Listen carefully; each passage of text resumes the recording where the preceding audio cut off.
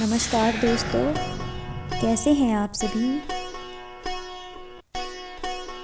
ये है सत्यनारायण भगवान जी की व्रत कथा का दूसरा अध्याय यानी कि दूसरी कथा। तो किस प्रकार है ये, तो चलिए आइए सुनते हैं। श्री सूत जी बोले, हे द्विजो, मैं अब तुम्हें पुनः पूर्व काल में जितने इस सत्यनारायण व्रत को किया था उसे भली भांति विस्तार पूर्वक कहूँगा। रमणीय काशी नामक नगर में कोई अत्यंत निर्धन ब्राह्मण रहता था। भूख और प्यास से व्याकुल होकर वह प्रतिदिन पृथ्वी पर भटकता रहता था। ब्राह्मण प्रिय भगवान ने उस दुखी ब्राह्मण को देखकर वृद्ध ब्राह्मण का रूप धारण करके उसे द्विज से आदर पूर्वक पूछा, हे विप्र, प्रतिदिन अत्यंत दुखी होकर तुम इसलिए पृथ्वी पर भ्रमण करते रहते हो? हे श्रेष्ठ, यह सब बतलाओ, मैं तुमसे सुनना चाहता हूँ। ब्राह्मण बोला, प्रभु, मैं अत्यंत गरीब हूँ, दरिद्र हूँ। मैं भिक्षा के लिए ही पृथ्वी पर घूमता रहता हूँ। यदि मेरी इस दरिद्रता को दूर करने का आपके पास कोई उपाय है तो आप मुझे कृपया करके बताइए। वृद्ध ब्राह्मण बोला, हे ब्राह्मण देव, सत्यनारायण भगवान विष्णु फल को देने वाले हैं। हे ब्राह्मण, तुम उनका उत्तम व्रत करो, जिसे करने से मनुष्य दुखों से मुक्त हो जाता है। व्रत करने से जिस चीज़ के लिए आप व्रत कर रहे हैं वे आपको बहुत जल्दी मिल जाता है।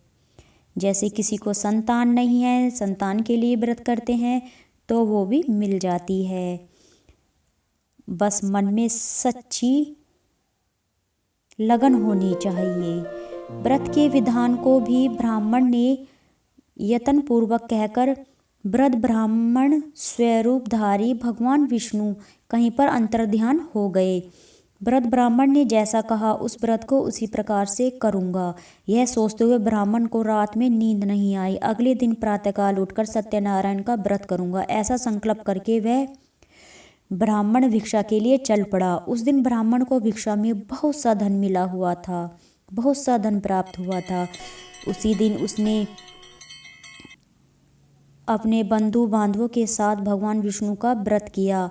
इस व्रत के प्रभाव से वह श्रेष्ठ ब्राह्मण सभी दुखों से मुक्त होकर समस्त संपत्तियों से संपन्न हो गया। उस दिन से लेकर प्रत्येक महीने उसने यह व्रत किया। इस प्रकार भगवान सत्यनारायण के इस व्रत को देखकर वह श्रेष्ठ ब्राह्मण सभी पापों से मुक्त हो गया। उसने दुर्लभ मोक्ष पद को प्राप्त किया। हे विप्र, पृथ्वी पर जब भी कोई मनुष्य श्री नारायण जी का व्रत करेगा उसी समय उसके समस्त दुख नष्ट हो जाएंगे। ब्राह्मण इस प्रकार भगवान नारायण से महात्मा नारद जी से उनसे कहने लगे, मैंने वह सब आप लोगों से कह दिया, आगे मैं और क्या बताऊं, क्या कहूं।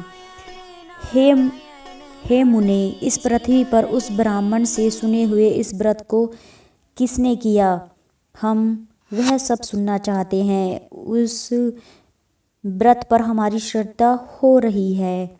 श्री सूत जी बोले, मुनियों, पृथ्वी पर जिसने यह व्रत किया है उसे हम लोग सुने।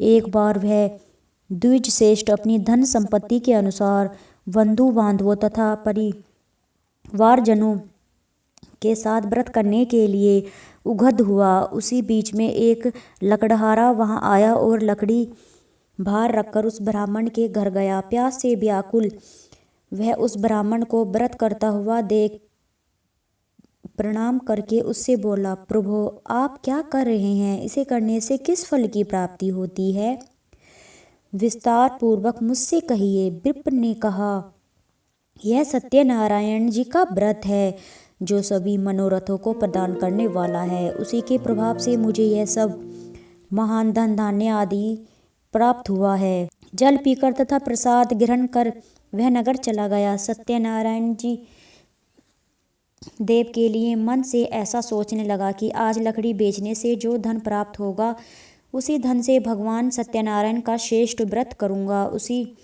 इस प्रकार मन से चिंतन करता हुआ लकड़ी को मस्तक पर रखकर उस सुंदर नगर में गया जहाँ धन संपन्न लोग रहते थे। उस दिन उसने लकड़ी का 2 गुना मूल्य प्राप्त किया था। इसके बाद प्रसन्न हृदय से प्रसन्न होते हुए पके हुए केले का फल, शर्करा, घी, दूध, गेहूं का चूर्ण सवाया मात्रा में लेकर अपने घर आया। तत्पश्चात उसने अपने बंधुओं को बुलाकर विधि विधान से भगवान श्री सत्यनारायण जी का व्रत किया। उस व्रत के प्रभाव से वह धन पुत्र से संपन्न हो गया। इस लोक में अनेक सुखों का उपभोग कर अंत में सत्यपुर अर्थात वैकुंठ लोक चला गया। तो आपको ये दूसरा अध्याय कैसा लगा है भगवान श्री सत्यनारायण जी की व्रत कथा का? आपको ये कथा अच्छी लगी है तो चैनल को सब्सक्राइब कीजिएगा, लाइक कीजिएगा। मिलते हैं एक और नए कथा के साथ, एक और नई वीडियो के साथ। तब तक के लिए धन्यवाद।